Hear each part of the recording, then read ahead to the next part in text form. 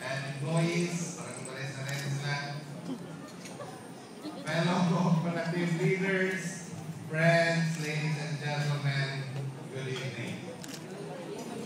Katapusin ko talaga ang closing kaya tayo na lang kasi tutusan ko ni Mr.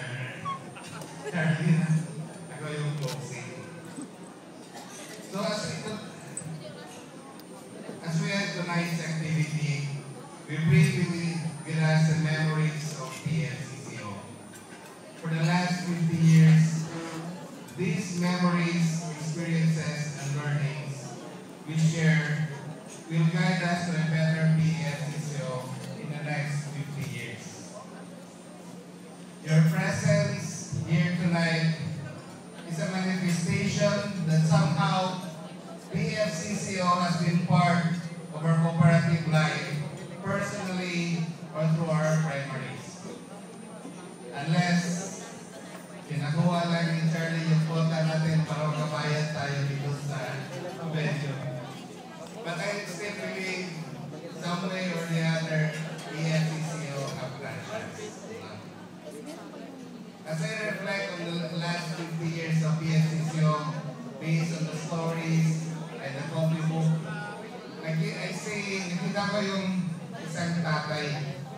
Yung tatay na nag-vision na yung mga anak niya magkaroon ng mabuting edukasyon at saka magandang kinabukasan. And with that thinking, dumaan siya sa hirap, dumaan siya ng maraming pagsubok, nagkaroon siya ng hindi pagkakasunduan, nagkautang siya, at saka i-shared a lot of difficult moments and challenges. However, in spite of those moments and challenges, he stood ground and stood in the values and made it true. And in spite of those 50 years also, meron din siyang mga magagandang nangyayari. In spite of the challenges, marami din nagawa. Nagkaroon siya ng maraming anak, nagkaroon siya ng maraming kakilala, maraming kaibigan, ngunit wala lang siyang pera. Ang importante, napagtapos niya, yung pamilya niya, ang anak niya, at nabigyan ng mga magagandang buhay after. So, today, I remember a famous saying, the father started the business, the children grow the business, and the grandchildren lost the business. We are the children, and it is our time to grow the business. With our trainings, experiences, and values, we will grow PFCCO in the next 2 years to ensure magkapera na naman yung PFCCO. Para naman marami pang matutulungan.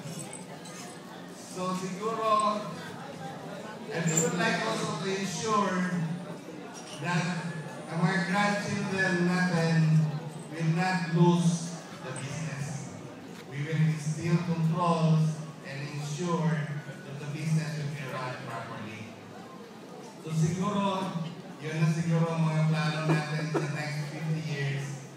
As children of PFCCO, we need to grow the business. Marami na tayong pinag-usapan ngayon ng mga business ng PFCCO, and I know with everybody's help we can achieve it. Siguro, i-closing lang, sabi ni Father Len, if there's something in Korea, ako rin meron din natutunan sa Korea. During the breakout session, our discussion was about ethics and leadership also. And I don't know si Anne Rousseau, the founding chairman of the ACU, said, in the cooperative movement, you'll usually hear walk the talk or talk the walk. But he said to be very effective, sabi niya, we walk first before we talk. PFCCO, we need to prove something. We have to walk for a stronger PFCCO before we talk.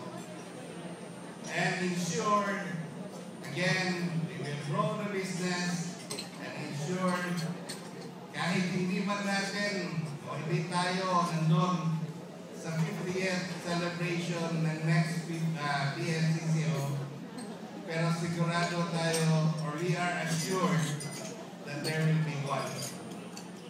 So sa lahat sa inyo ngayon, and to everybody that made this event possible, sa staff, at sa lahat ng mga comrades na tumutulong na kumpleto yung event na to, it will be very memorable.